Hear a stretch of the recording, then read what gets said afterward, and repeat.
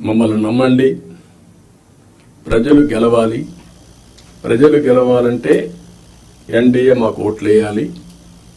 ఈ రాష్ట్రాన్ని పునర్నిర్మాణం చేస్తామని మేము హామీ ఇచ్చాం. పూర్వ వైభవం తీసుకొస్తామని హామీ ఇచ్చాం. ప్రజలు గెలిచారు, మమ్మల్ని గెలిపించారు.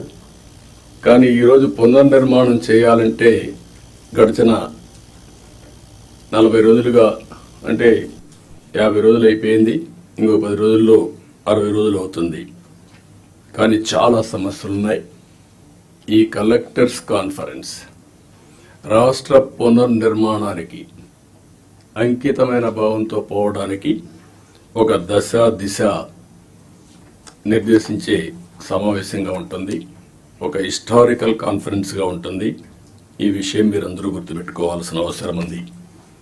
డ్యామేజ్ అయిన బ్రాండ్ని రివైవ్ చేసుకోవాలి. అదే సమయంలో మళ్ళీ ఆంధ్ర అడ్మినిస్ట్రేషన్ అంటే వన్ ఆఫ్ ది బెస్ట్ అడ్మినిస్ట్రేషన్గా మనం నిరూపించుకోవాల్సిన అవసరం ఉంది. ప్రజావేదిక ఉంటే అక్కడ పెట్టేవాళ్ళం.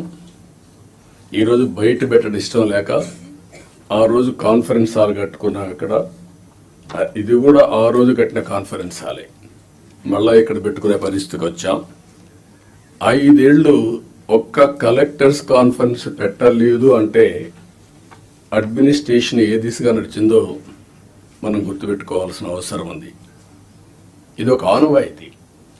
ఒక బెస్ట్ ప్రాక్టీస్ ఉన్నప్పుడు ఎవరు అధికారంలో ఉన్నా ప్రజలకు మంచి జరగాలంటే అలాంటి బెస్ట్ ప్రాక్టీసెస్ను కూడా కాపాడుకుంటూ ముందుకు పోవాల్సిన అవసరం ఉంది. రాబోయే 3 నెలలకు ఒక్కసారి మనం కలెక్టర్స్ కాన్ఫరెన్స్ పెట్టుకుందాం. అయితే ఈ కలెక్టర్స్ కాన్ఫరెన్స్ కూడా గంటల తరబడి ఉండదు, రోజుల తరబడి ఉండదు, క్విక్గా ఉంటుంది. నేను కూడా టైం చూసుకుంటున్నా. నాకు ఇచ్చిన 30 నిమిషాలు నేను కూడా పూర్తి చేయాల్సిన అవసరం ఉంది. ఈ మధ్య మీరందరూ చూస్తూ ఉంటారు, నేను మీటింగ్కి వచ్చినప్పుడు అర్ధ గంట, 45 నిమిషాలు, 1 అవర్, మ్యాక్సిమం పెద్ద మీటింగ్ ఉంటే 1.5 అవర్. 1 నిమిషం లేట్ అయినా నేను లేచి వెళ్ళిపోతున్నా.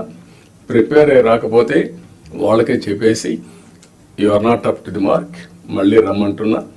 ఒక జవాబుదారీతనంతో పనిచేయాల్సిన అవసరం ఉంది. ఇక్కడ జిఎస్టిపి మీరందరూ కూడా గుర్తుపెట్టుకోవాలి. కొన్ని శాఖలు రాష్ట్ర అభివృద్ధికి దోహదం చేస్తాయి. ఎక్కడైతే జిఎస్టిపి రాష్ట్ర ఆదాయానికి కోరిలేషన్ ఉంటుంది, అభివృద్ధి జరిగితే ఆదాయం వస్తుంది, ఆదాయం వస్తే సంక్షేమ కార్యక్రమాలు చేస్తాం. ఈ విషయాన్ని కూడా మీరు గుర్తుపెట్టుకోవాల్సిన అవసరం ఉంది.